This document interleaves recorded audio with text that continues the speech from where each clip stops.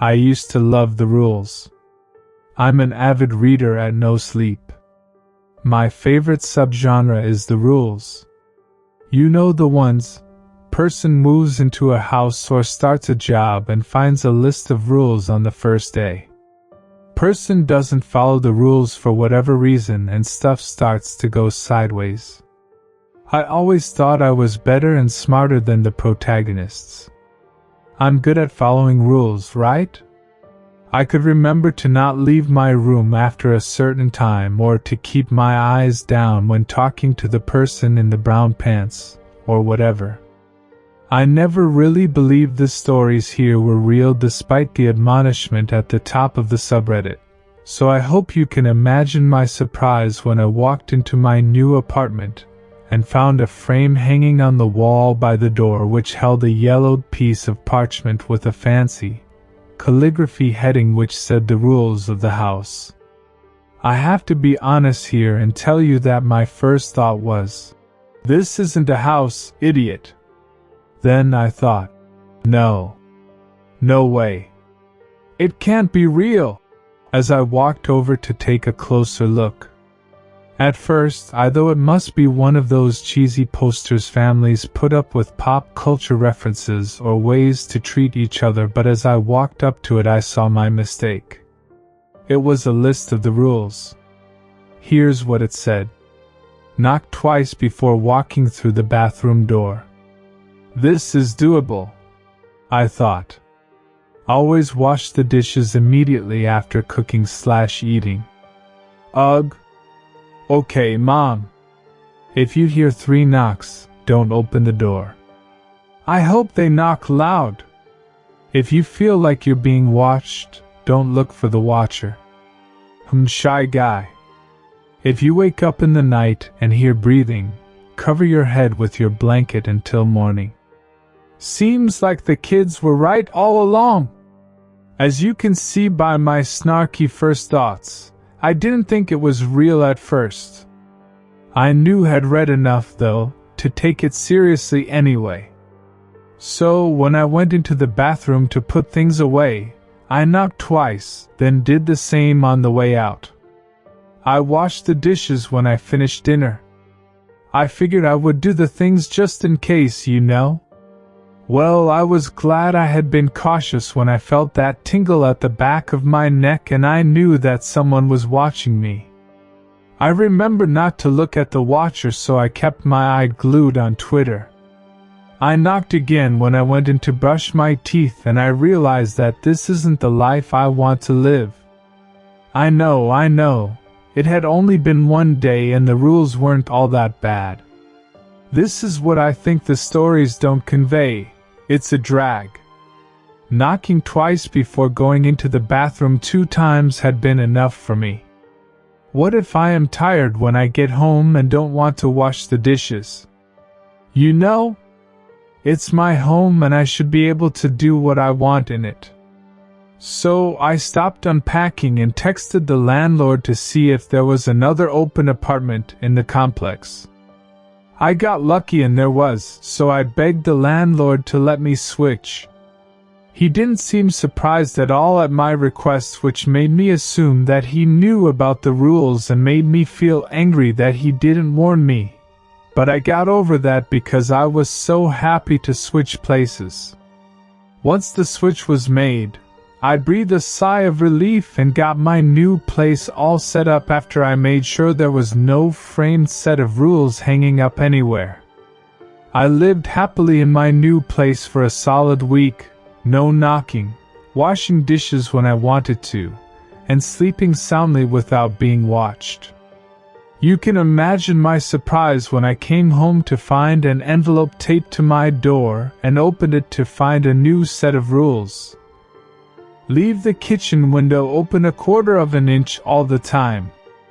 Never look at the ceiling in the bathroom when the sun isn't out. When you hear the sound of a bell tolling, spin around until the tolling stops. Never leave dishes in the sink. Always set an extra place at the table. Knock before you go through any door. I sat down hard on the floor, dropped the paper, and closed my eyes tightly, willing the paper to disappear and things to go back to normal. When I opened my eyes to verify that the paper did not, in fact, disappear, I took several deep breaths as I rushed to open the kitchen window and wash the dishes. I gave thanks that it was an efficiency apartment, and there was no door between the living room and the kitchen. Then I walked to my bedroom, making sure to knock before entering, and collapsed onto my bed, weeping because I was going to have to move again. I didn't think the landlord was going to take kindly to me requesting another move, so I sat up and really thought about it. Well, these rules aren't quite as creepy as the other ones, I thought to myself. No watcher or breather. That's good. Maybe I can do this. I can leave the window open and set an extra place and do the dishes. So, I decided to stay for a while and look for a new place eventually when I just couldn't take it anymore. Like I said, having to follow strange rules in your own home is a drag. After a week, I had mostly gotten used to the rules. They weren't quite second nature, but I followed them because I didn't want to find out what would happen if I didn't. I knocked, I washed, actually. I mostly got takeout and ate it in my car. I didn't look at the ceiling. I spun, and I kept a sweater in the kitchen because the wind gets cold. Under the drudgery of it, I started to feel cocky about it, started to feel a little bit of superiority, started to feel like I could comment on people's stories like, "Pfft, I could do it. Don't be a wuss." Then I found an index card on my desk at work.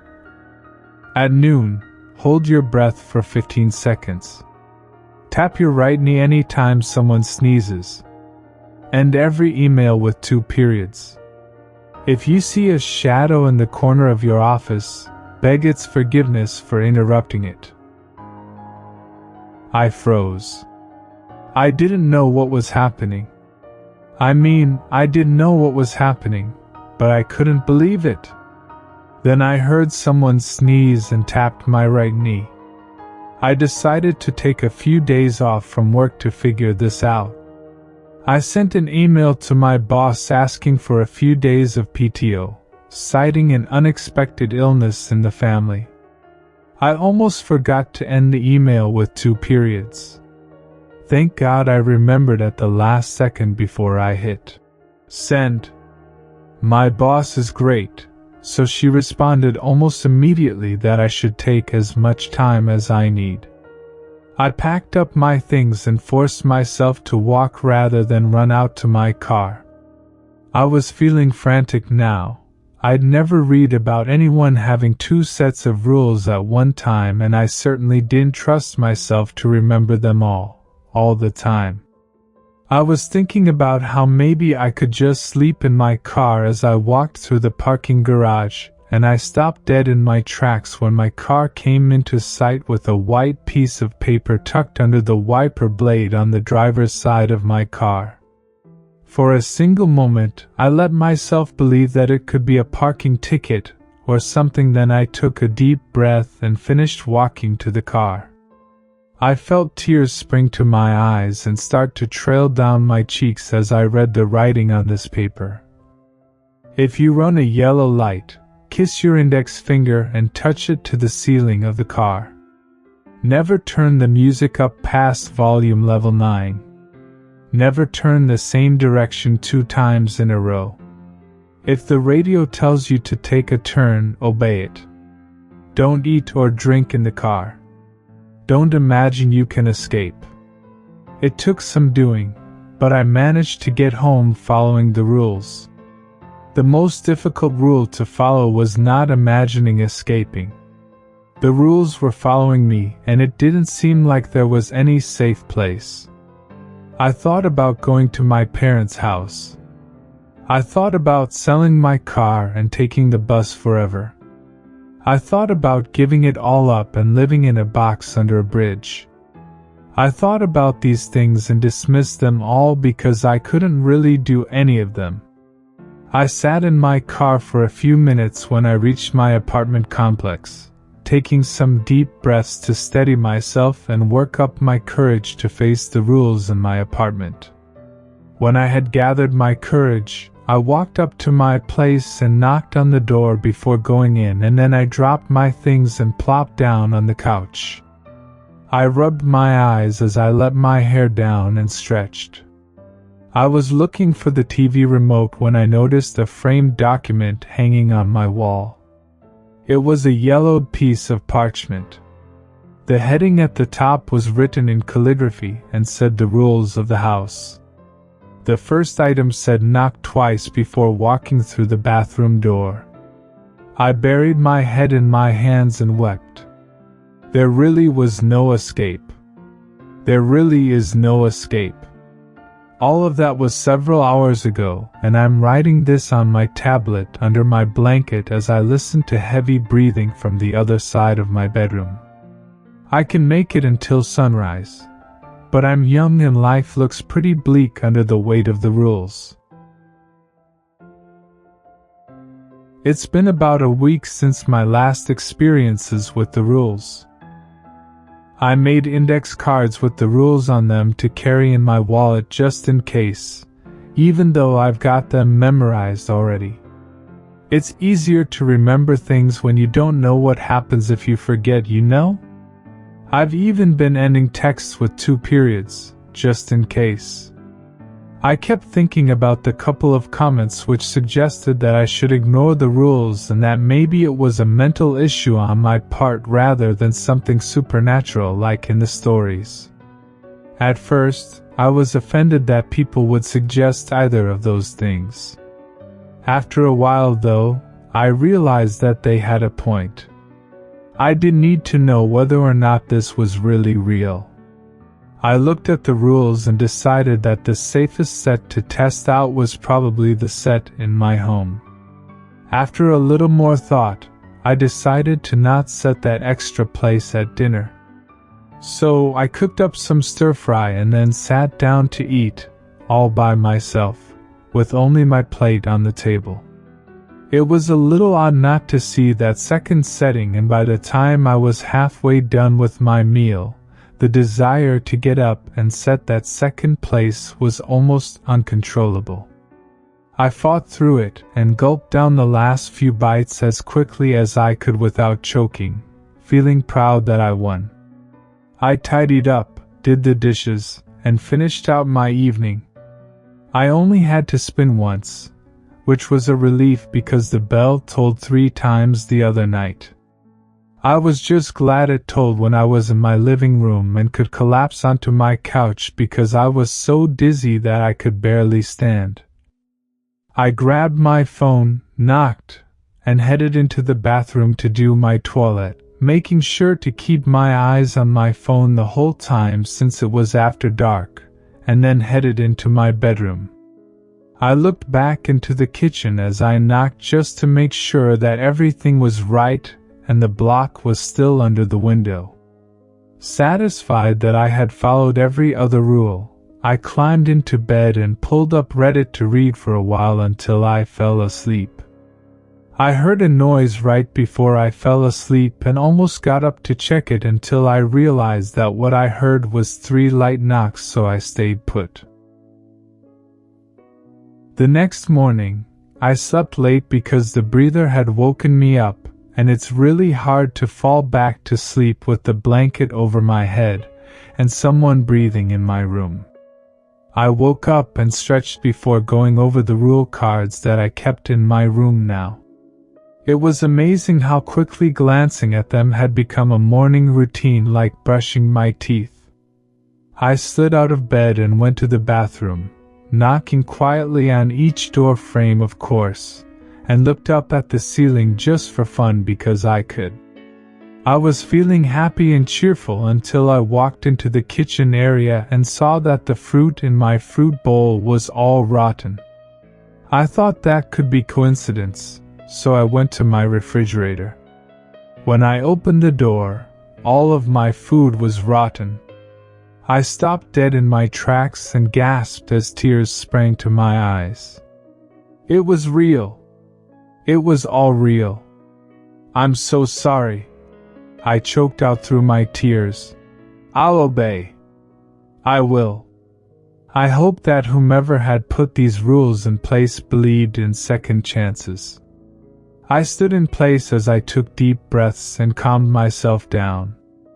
I took a few minutes to collect myself, and then I pulled out my phone to take another piece of advice y'all gave me. I texted my landlord to see if he would stop by my place, and literally pumped my fist when he texted back that he would be by at 3. I looked at the clock, did some math, and decided to use my day to find out more about my situation. I was scared, but I've seen enough movies to know that there might be a solution. I started by heading down to the cute little coffee shop down the block. It was within walking distance, but getting there took some extra time because I went ahead and made sure I didn't turn the same direction twice in a row. Better safe than sorry, right? When I got there, I got my coffee-flavored sugar milk and sat down to do some Googling.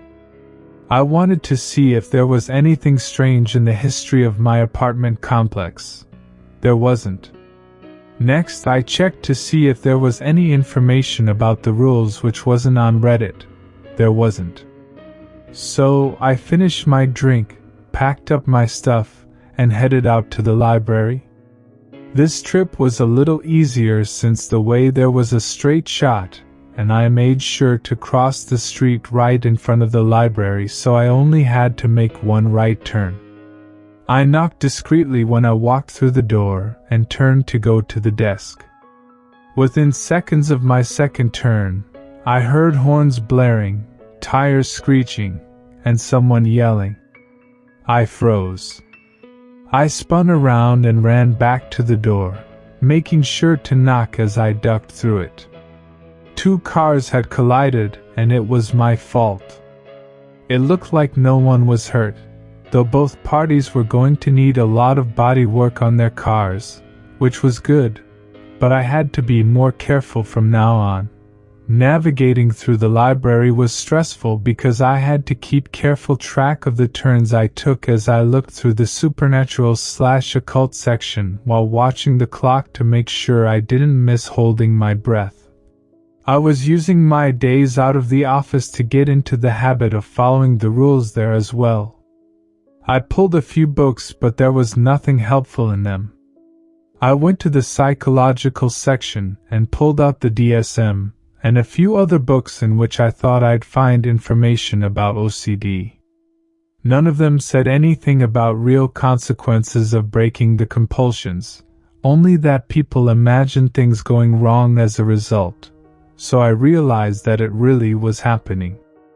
I didn't repeat my mistake on the way home, paying very close attention to my turns. It was a stroke of luck though, because I found myself distracted by cars passing with loud music or drivers with food in their hands. I couldn't help but wonder if bad things were going to happen to them, or if they were safe because they didn't know the rules. Maybe ignorance really was bliss. As I walked home, I found myself counting each turn.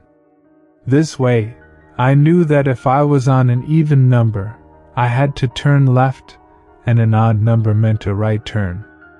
Happy to have solved at least one problem, I knocked on the door of my complex and headed to my apartment to wait for my landlord. I had planned to be sneaky about it and ask him if he could find a stud so I could hang a picture in the spot where the rules were hanging, but I decided to just ask outright since I knew it was not all in my head.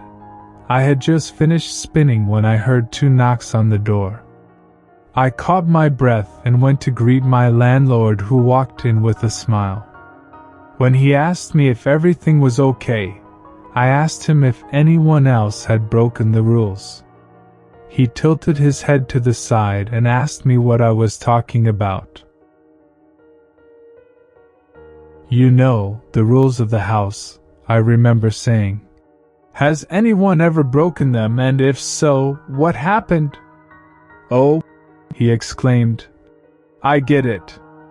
If someone breaks the lease agreement, I give them a warning and then evict them if they continue to do the wrong thing. It's happened a time or two. No. Not the lease. The rules.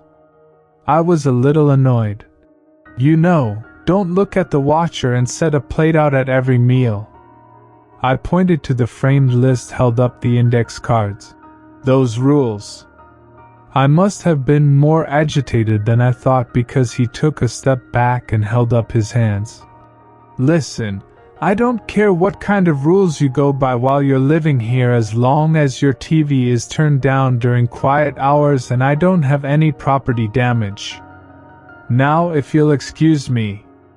With that, he ducked through my door and into the hallway where he tripped and fell down the short set of stairs. I was stunned. He didn't know what I was talking about. He also fell after not knocking. I was completely convinced that it was real now, and that ignorance of the rules didn't excuse people from their consequences. I grabbed a pen and wrote "turn down the TV during quiet hours and no property damage" on the index card just to be safe. Then I started thinking about the future. That night was a rough night for me. It felt like the rules were testing me after my 2 failures during the day. The bell tolled, and while I was spinning, I felt myself being watched, so I had to close my eyes so I didn't look in the wrong place. It wasn't until I heard a loud boom that I realized the bell tolled for so long that it was past 9 by the time I finished spinning. I hadn't turned down the TV in time. Later, almost as soon as I got into bed, I heard breathing in the corner and I had to cover my head for the whole night, which was the worst. I took a slow, deep breath and peeked out from under the corner of my blanket and immediately wished I hadn't. When I lifted the blanket, there was a grotesque face an inch from my eye. I barely had time to register its sunken eyes and pock-marked face before I pulled the blanket back down and scooted my body back against the wall to escape the tongue which flicked out against the blanket. The next morning, I knew that I had to do something. All of the people in the world were breaking these rules and risking terrible things, and they didn't even know it. It was terrifying and tragic all at once. So, I made copies of the rules. I typed them up and printed them out on clean white paper. There was no place to buy parchment anywhere near my place. I folded them up and put them in envelopes which I slipped under the door at each apartment in my complex as I walked out to spread the word and keep people safe. I also added a rule: learn to love the rules.